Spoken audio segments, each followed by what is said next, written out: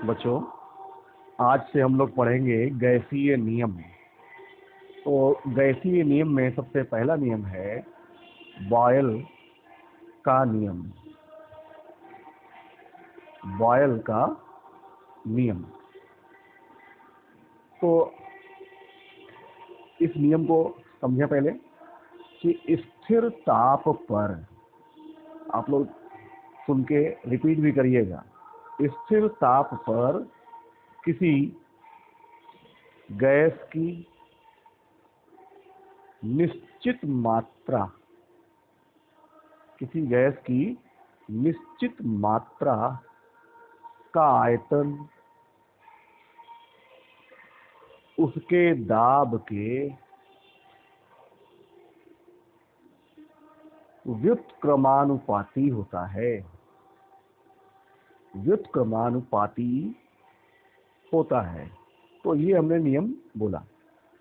अब एक बार हम और रिपीट कर रहे हैं कि स्थिर ताप पर किसी गैस की निश्चित मात्रा का आयतन उसके दाब के व्युत्क्रमानुपाती होता है।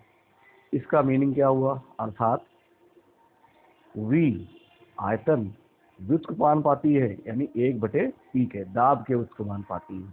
कब? जब T स्थिर है, यानी ताप स्थिर है। ठीक है, तो ध्यान रखिएगा, जब भी स्थिर ताप कहीं पे आए तब आप समझिए कि वहां पर बॉयल का नियम लगेगा। अब समझ में आया इतना? हम इसको ऐसे भी लिख सकते हैं, PV बराबर स्थिरांक। अगर हम दो गैसें ले लें, किन्हीं दो गैसों के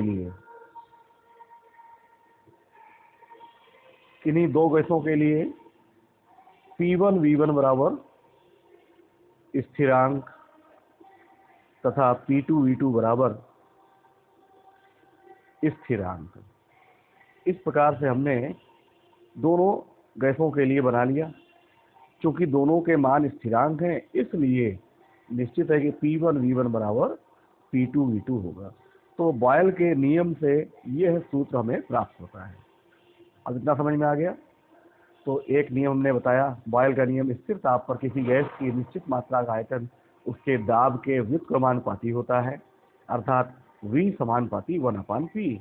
P स्थिर है तो हम PV का गुणा करें तो बराबर स्थिरांक हो जाएगा। किन्हीं दो गैसों के लिए देखेंगे तो P1 V1 बराबर स्थिरांक और P2 V2 बराबर भी स्थिरांक। क्योंकि दोनों के मान स्थिरांक है, इसलिए P1 V1 बराबर P2 V2। क्लियर हो गया? तो बच्चों, बॉयल के नियम से आंकिक कैसे लगाएंगे इसको देखें पहले। कि 700 मिलीमीटर दाब पर किसी गैस का आयतन 200 ml है।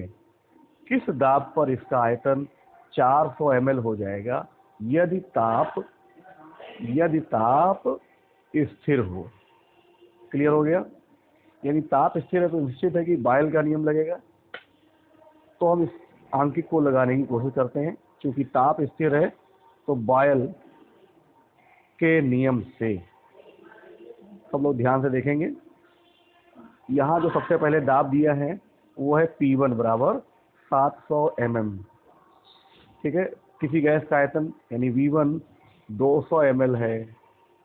फिर कह रहा है किस दाब पर, यहाँ लिखा ना किस दाब पर, तो हम बोलेंगे P2 बराबर क्वेश्चन मार्क, आयतन 400 ml हो जाएगा, यानी V2 हो जाएगा 400 ml।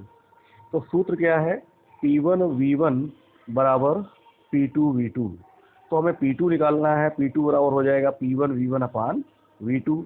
और P1 है 700, V1 है 200 बटे V2 है 400। ये काटेंगे 2 आएगा, इसको काटेंगे 350 आ जाएगा। तो P2 आ जाएगा 350 ml। अब समझ में आ गया?